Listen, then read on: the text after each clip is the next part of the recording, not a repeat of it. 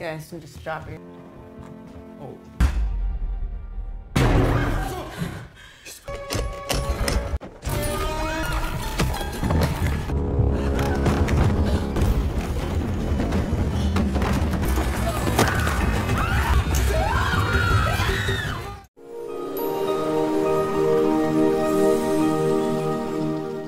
Film dibuka dengan seorang wanita yang bernama Tilly, yang dirinya sedang panik ketakutan sambil menelpon 911 yang dirinya mengaku, jika dirinya saat ini sedang diteror oleh pria misterius di rumahnya.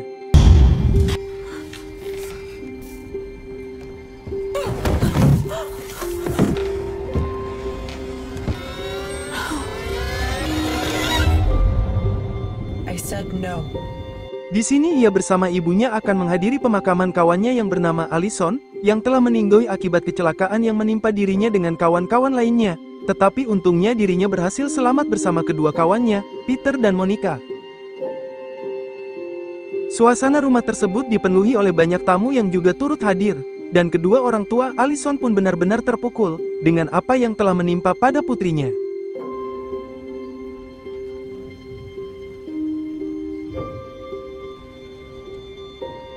Tilly sendiri masih saja tak menyangka, mengapa hanya Allison yang harus meninggoy pada kecelakaan ini. I don't know about this.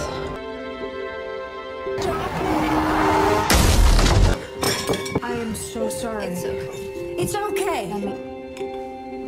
Beberapa kawannya juga kini telah menjauh dari Tilly.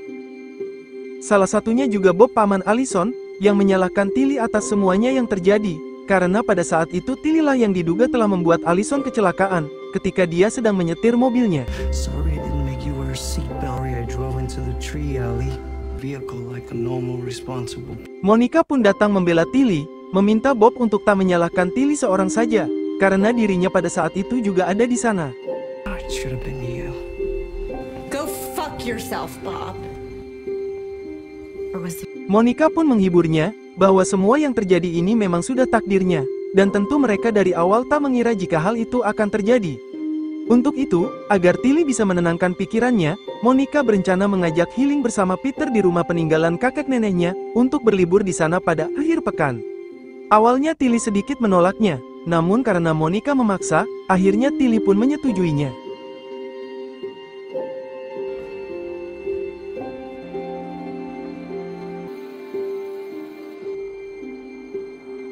I don't know about this. Singkat cerita, mereka bertiga pun mulai melakukan perjalanannya ke rumah nenek Monica, yang kali ini Peter yang menyetir mobilnya, dan Tilly duduk di sebelahnya dengan perasaannya yang masih gelisah, karena masih teringat dengan kecelakaan tersebut. Peter sebagai kawan yang baik pun menghiburnya, untuk tak terus merasa bersalah, karena Tilly sendiri pastinya tak akan berniat mencelakai Allison. Perjalanan yang mereka tempuh saat ini cukup jauh, yang memakan waktu berjam-jam.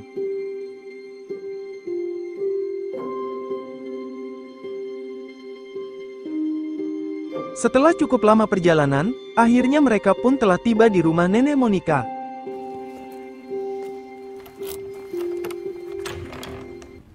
How long since anybody lived here?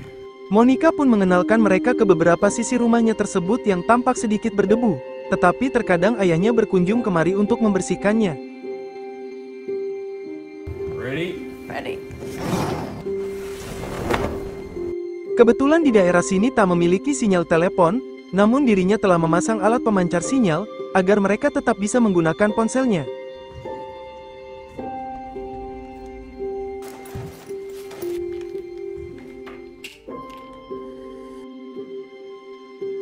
Monica sendiri berencana akan mengundang Andre pacar Allison untuk datang kemari. Namun Tilly tampak tak menyukai dengan hal itu, mengingat dia pasti tak senang dengan keberadaan dirinya di sini.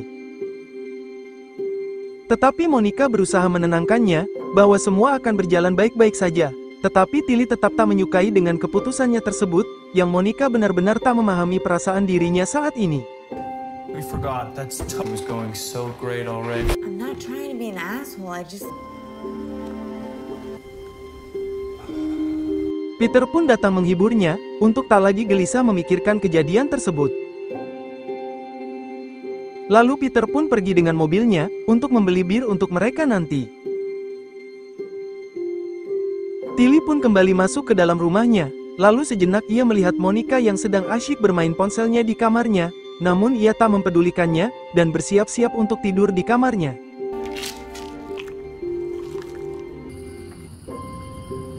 Tiba-tiba, alat pemancar sinyalnya langsung mati,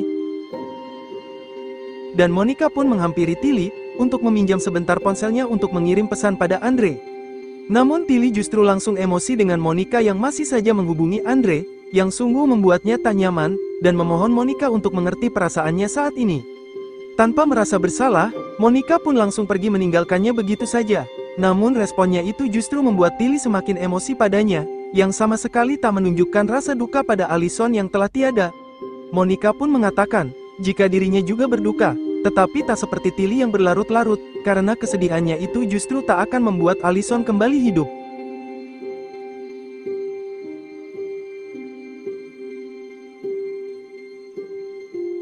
Tilly sendiri yang sedang membaca buku di kamarnya, ia dikejutkan dengan suara yang berasal dari jendelanya, lalu ketika ia keluar kamarnya, di ruang tengah terdapat foto Allison, beserta beberapa lilin yang menghiasinya, yang dimana Monica telah menyiapkan ini, untuk membuktikan rasa dukanya pada Allison, dan akhirnya mereka pun kembali berbaikan.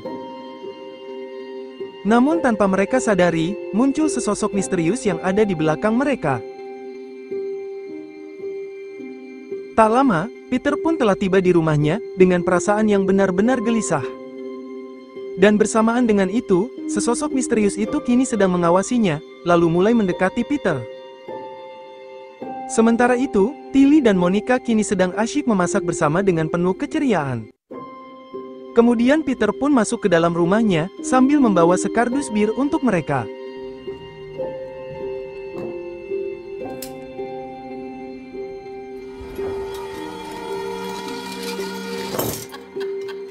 Mereka bertiga pun mengisi waktu malamnya, dengan bersama-sama menikmati makanan di dapur sambil mengobrol. Mereka pun dikejutkan dengan suara dari luar jendela, yang Monica mengira, jika itu mungkin hanya ulah dari rubah.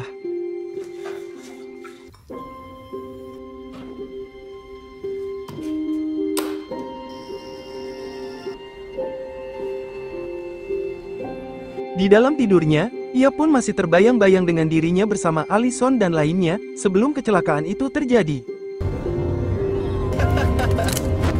Stop thinking with my seatbelt.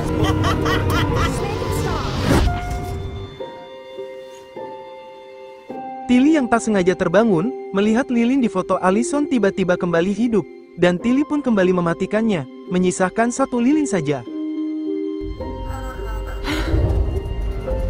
Hello? Ia pun dikejutkan dengan sebuah suara yang berasal dari dapur, dan Tilly perlahan-lahan untuk mendekatinya.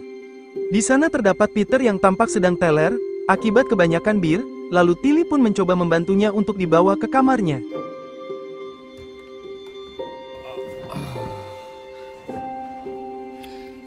Sorry. Close your eyes and go to sleep. Lalu Tilly pun menghampiri Monica yang masih belum tidur, dan memberitahukan suara yang ia dengar, jika suara tersebut mirip dengan suara Allison, yang membuatnya sangat aneh. Monica pun menenangkannya, bahwa mungkin itu hanya perasaannya saja, karena Tilly masih teringat dengan kesalahannya itu. Untuk itu, Tilly bermaksud untuk bergabung tidur di ranjangnya bersama Monica, untuk menghilangkan rasa takutnya ini.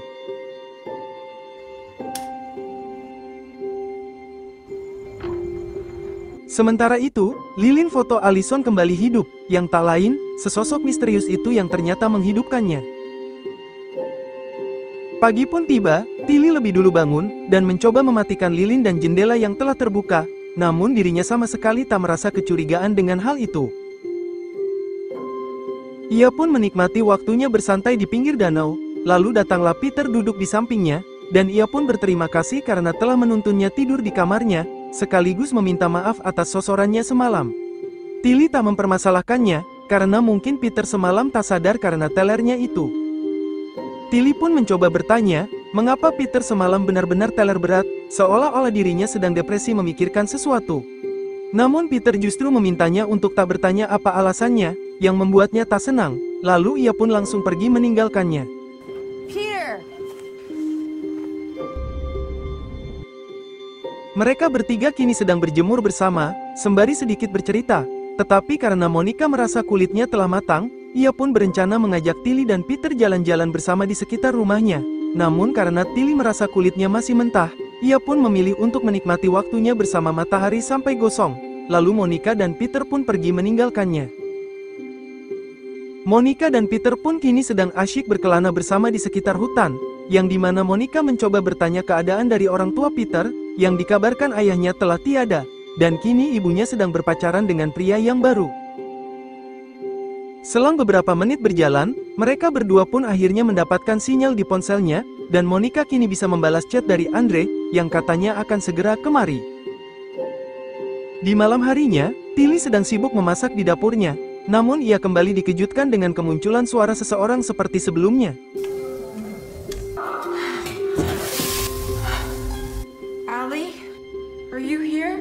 Lalu ia mulai perlahan-lahan mencari sumber suara itu berasal, tetapi ia sungguh tak menyangka, yang tiba-tiba ia menemukan foto dirinya bersama Allison bersama lilin tersebut, lalu beberapa suara pun mulai meneror dirinya.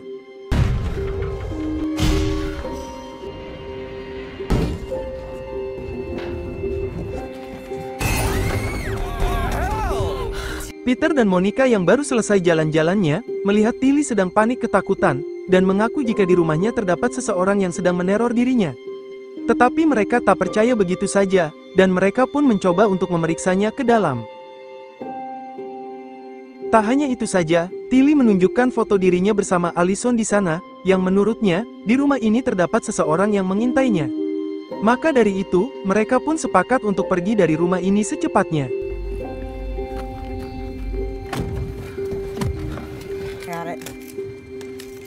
Sebelum beranjak pergi, Peter mencoba bertanya pada Tilly awal mula kejadian itu sebelumnya, dan Tilly pun langsung menceritakannya, jika ia mendengar suara rekaman mereka berempat pada saat bersama Allison, sebelum kecelakaan itu terjadi.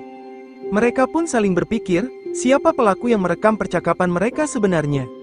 Lalu Peter akan memulai menghidupkan mobilnya, namun mesinnya tersebut tak mau menyala.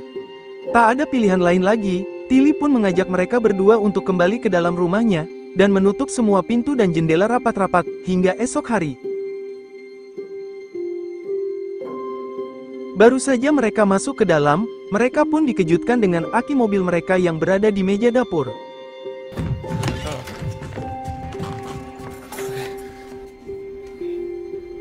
Dengan membawa senjata seadanya, mereka bertiga pun saling berwaspada dengan teror dari sesosok tersebut.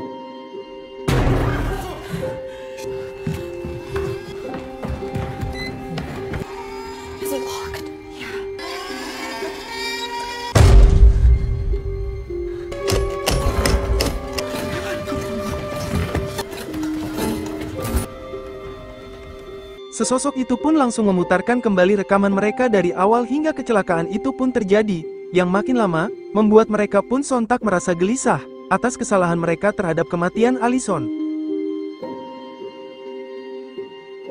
Tetapi Monica berupaya menenangkan diri dan kedua kawannya itu, bahwa mereka bertiga tak pantas disebut pelakunya, karena memang semua ini bukanlah kesengajaan yang mereka lakukan.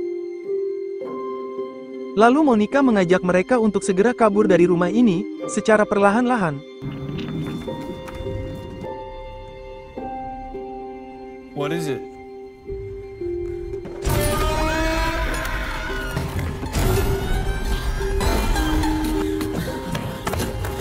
Tak langsung panik begitu saja, mereka pun juga mendengar seseorang yang sedang membuka pintu rumah mereka secara paksa, dan mereka bersiap-siap akan menyerangnya.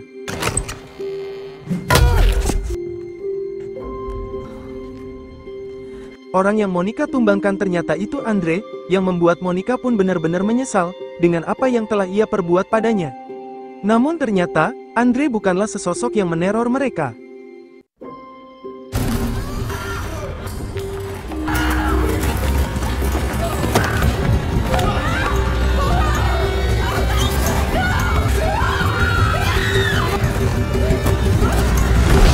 Mereka berdua pun terpaksa harus melepaskan Monica dari sesosok tersebut. Tapi Peter tak diam begitu saja, ia pun berencana akan berlari dari rumah ini hingga mendapatkan sinyal, lalu ia segera menghubungi kepolisian. Sementara Tilly diminta untuk tetap berjaga di sini, sambil memantau pergerakan sesosok tersebut. Please don't leave me.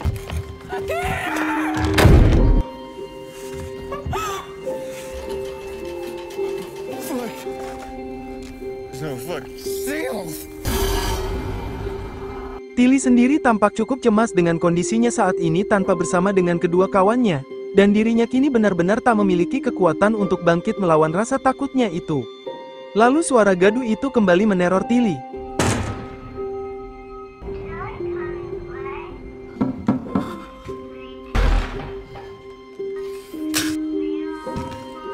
Namun kali ini dirinya mencoba untuk menantangnya, dan bersiap melawannya, jika dia menyerangnya. Kemudian alat pemancar sinyalnya pun kembali hidup, yang bersamaan ponsel Tilly yang telah mendapatkan sinyalnya, dan ia pun segera menghubungi 911, memberitahu permasalahannya saat ini. Someone tried to kill me. I just need you to stay calm. That's all we're saying. Lalu lampu di rumahnya hidup dengan sendirinya, bersamaan dengan sinyal di ponselnya kembali menghilang.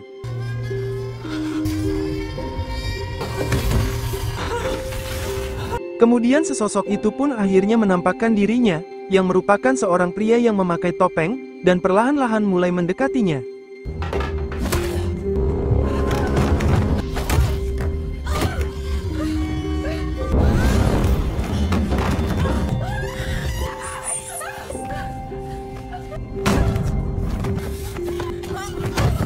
Tilly benar-benar mendapatkan siksaan beruntun dari pria ini, dan dia mengatakan, jika Tilly pantas untuk matoy atas dosa-dosanya itu pada Allison.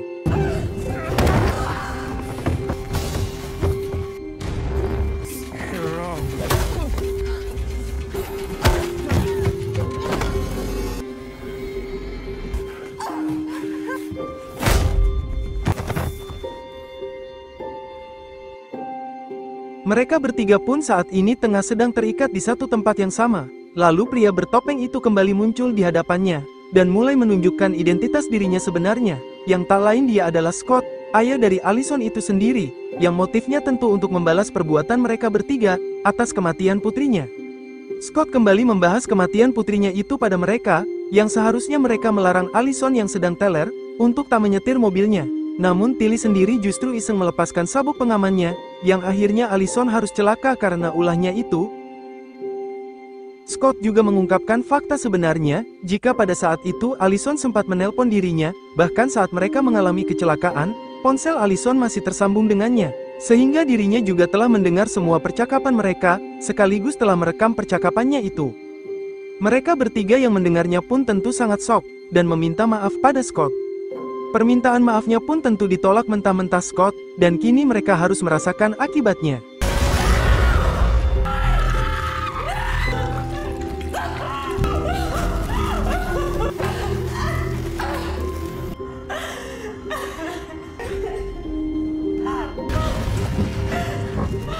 Lalu berlanjut pada Monica, yang akan dieksekusi sesuai apa yang dialami oleh Allison.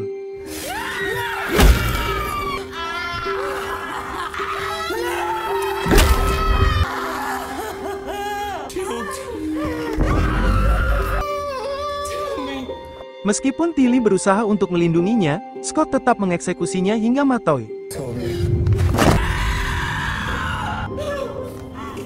Setelah kedua temannya tiada, kini giliran Tilly menjadi korban selanjutnya. Tilly hanya bisa pasrah menerimanya, namun ternyata Scott tidak melakukan apapun padanya, karena ia tahu, setelah pasca kematian Allison, Tilly lah satu-satunya seseorang yang selalu merasa bersalah atas kematiannya, hingga membuat dirinya sering mengonsumsi obat kecemasan terus-menerus. Maka dari itulah, Scott mempersilahkan Tilly untuk mengingat kesalahannya terus, bagaimana Allison bisa matoy karena ulahnya sepanjang hidupnya. Bersamaan dengan itu, kepolisian pun tiba di rumahnya, dan Scott pun menyerahkan diri pada mereka tanpa perlawanan.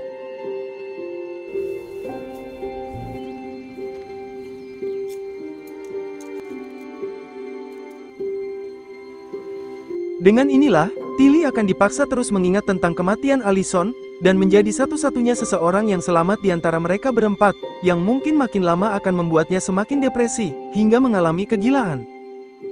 Terima kasih sudah menonton alur cerita film ini yang berjudul Dark Windows.